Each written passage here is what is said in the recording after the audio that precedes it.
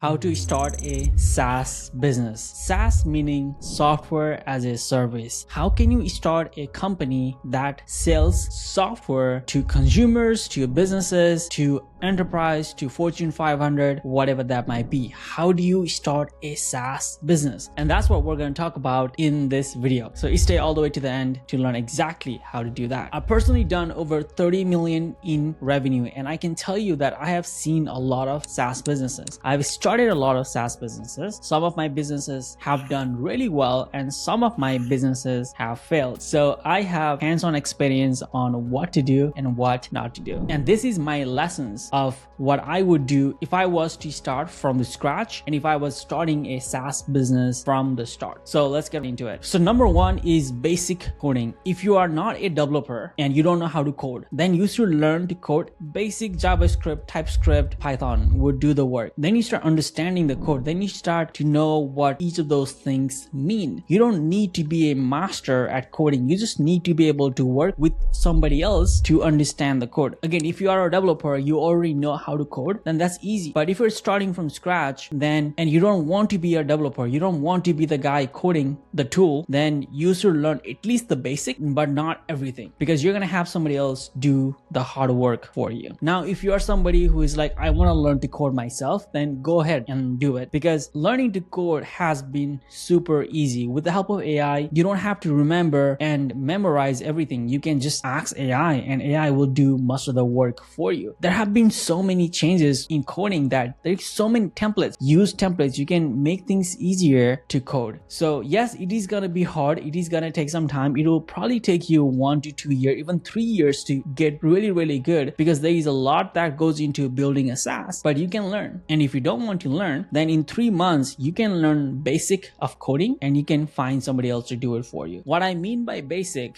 is that you need to know Git and GitHub. I think that is very, very important, because that is something that I learned and I find it very, very useful. Even when I'm working with developers, they're making changes, they're doing all this commit, they're doing pull, they're doing push, they're doing all these things. And it is good to have everything in a GitHub, in a single repo, and I can check, I can manage, I can see what's happening. That is very, very helpful. The next thing that you should know, at least the basic fundamental, is DevOps and system design. I believe knowing those things will help you. Those things are not meant for you to code. Those things are just meant for you to manage the project. You don't want to be the developer. You want to be product manager. You want to be the guy who can see things and who can understand, right? That's what you want to be. Once you know how to code, once you have some basic idea, then the next thing we're going to do is validate your SaaS idea. Of course, before we do that, you need to come up with a SaaS idea. There are many ways to look into it, and we're going to talk about that. And once you have some ideas, then you can start validating it. So one of the best ways I like to do is look into freelancing sites, places where people are posting one-off jobs. So Upwork is a great example. Fiverr is a great example. People post one-off jobs in Upwork. What you can do is that you can go there and you can see the job. Try to see, hey, is this something a software can do? Does this require a human? Do we need a human to do this? Like, can a software do it? And if you find something that a software can do, then you can check to see if there are other posts like that. You want to find a common problem so that if you're making a software, you can have multiple users using the software. So check in Upwork, check in Fiverr, Indeed.com, check in Facebook group, School.com, check in multiple places to see if that job post problem is universal. And if it is, then you got a SaaS idea.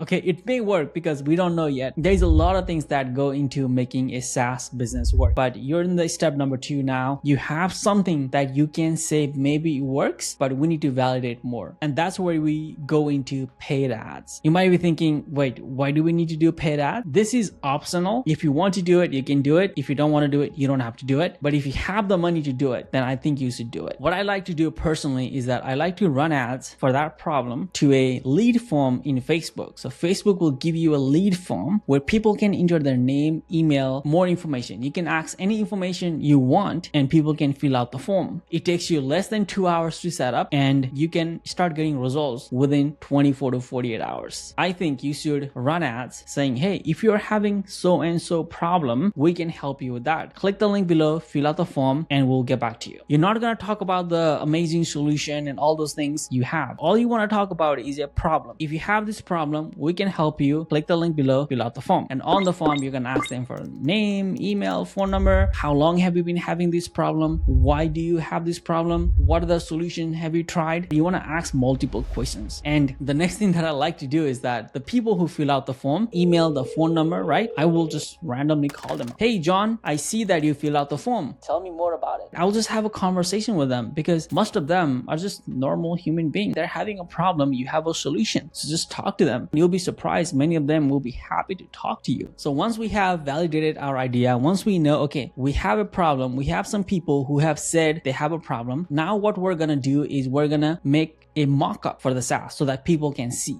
Now you have some people. You can also go to Reddit and different Facebook groups and different communities and talk to people. But now you can start making a mock-up. I like to use a tool called uxpilot.ai, but there are other tools like UiZard or something like that. But there are other tools like that which will make you a mock-up for your SaaS, how the SaaS is supposed to look. And basically just an AI tool. So you can just ask for it. You can just comment. You can just prompt it and it will give you the dashboard. And if it doesn't look exactly the way you want it, you can tweak it. You can tell AI to, hey, this part, I don't like it. Change it. This part, change it. This part, change it. You can do that and you can have a mock-up within like 1 to 2 hours. I can tell you in the past, we used to hire designers just like 3-4 years ago, and it used to take 2-3 weeks to get this done. When this tool came out, you could do it within an hour, and I've done it multiple times. So now you have a mock-up. Now what you want to do is you want to give it to an AI tool. I like to use something called lovable.dev. Give the image, give the mock-up you have to Lovable, and then ask it to create a functioning SaaS. Tell it to create the SaaS for you, and you'll be amazed. It will just write all the code for you. It will make all the things for you. It is gonna make mistake. It is not gonna be perfect. It is gonna make a lot of mistakes, but that's where the prompt comes in. All you have to do is ask, hey, this is not working. Why? Can you fix it? Can you debug it? Can you add a new feature? Like, you can do a lot of things. You can just ask a lot of things. The goal here is to not have a completely functioning app. The goal here is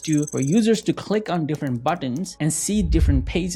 You can have multiple pages. So this allows user to engage with your idea. So once you have some working prototype, it's not completely working. It's just something you can show to somebody. Then you want to go back to the people who said they needed something like this, and you want to show them, hey, this is what I have so far. What do you think? And then they can, and then watch them play with the SaaS, just see how it works. And then they'll give you some feedback. Now, of course, it's not going to be working. That is fine, because we just want them to see that this is what they want. And if they say this is what they want, then I want you to ask for money. I want you to say, hey, we're going to complete this in 2 to 3 months, maybe more. But if you're really interested, can you put down $100, $200, $300 deposit? If we don't build it in 3 or 4 or 5 months, we will refund you the money. And you'll be surprised. Many of them will say yes. And it always surprises me, because many of the people that I tell them to ask for money, they're always scared. But once they do ask for money and they're surprised that people are actually willing to pay me money for this, they are, because you're running a business, you're solving a problem. They will pay that money because the problem that you're solving is probably worth $10,000. That would save them $10,000 in their business in extra revenue. So just paying $100 is nothing. And sometimes if you have a bigger problem, you may be helping them make $100,000, $1 million, depending on the size of a business. That will change. The amount of money you can charge will change as well. So now you have some results. Like, now you have some money. It's not going to do a whole lot. Like, you cannot go buy a fancy new Lamborghini. Don't buy a new sunglasses. That money is just a proof, because you may have to refund that money. There can be a roadblock where you may not be able to build that SaaS, but that's a proof that you can take to a co-founder. Because problem is that many co-founders get hit with the ideas every day. A developer co-founder, person who knows how to build a SaaS, has hundreds of ideas. They themselves have an idea that they're not working on because they're maybe busy in their full-time job or something else. They have kids. I don't know. They get hit with ideas all the time. Okay. You don't want to be just another guy asking for their time with nothing to show for. Okay. I have found 10 plus, 20 plus co-founders who would like to partner up with me. Do you know why? Because I have proof. I can tell them like, hey, this is who I am. This is what I've done. And I think this is the reason why this SaaS is going to work. And I have people waiting to pay for this. I have people who tell me that they want to invest in my SaaS. I have people who put down their credit card. Would you help me build this SaaS for me? And you'll be surprised. Many of the people would say yes. Don't be just another guy reaching out for their time without having anything to show show for. When you have something to show for, when you say, I am committed to this, I have people who are interested. When you have something to show for, people would be interested. Developer would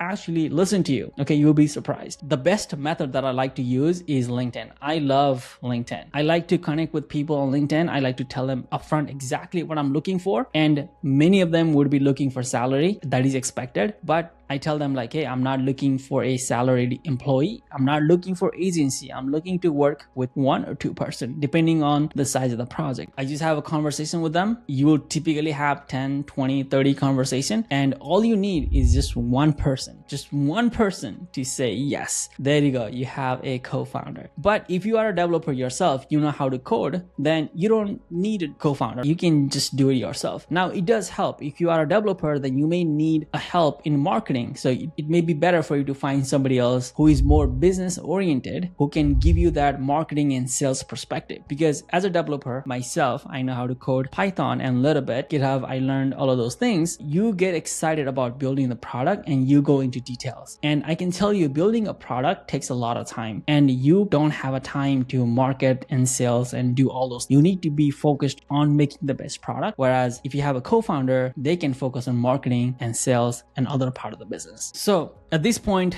the next step is for one of you, the business co-founder, to market and sell the product. So what I mean by that is, now that you're a developer, now that you're actually building a real product that is going to solve problem, that is going to make money, you still have a mock-up, you still have a lovable demo. You can still reach out to more people and you can still show what you're trying to build. If anybody likes it, then just ask for money. Like, hey, if you're interested, would you put down $100 deposit? The whole time, just keep doing that. Keep stacking people. That will help you when you are ready to launch the product, because you will have people who would have paid and you would have money proving that this is a real problem. The next thing that you should be doing is making content on TikTok, Instagram, YouTube, posting what you're doing on Twitter. That will help you gain traction. That will help you gain early customer. I want to stress this. The goal of the content is not to go viral. The goal of the content is to be seen by 1 or 2 or 3 people, because the whole point of building a SaaS is to get that first 10, 20 or 100 customer. They love your SaaS so much that they tell their friends about it. That is the key. Because if you have to go viral every time, if you have to keep selling the SaaS every month, then it's no fun. Then you're just starting all over every month. If you were to get 10 customers this month and they tell their friends about it, and next month you have 20 customers, and then next month you have 30 customers, and then 50 customers, and then 80 customers, it becomes so much fun. The SaaS will grow exponentially. You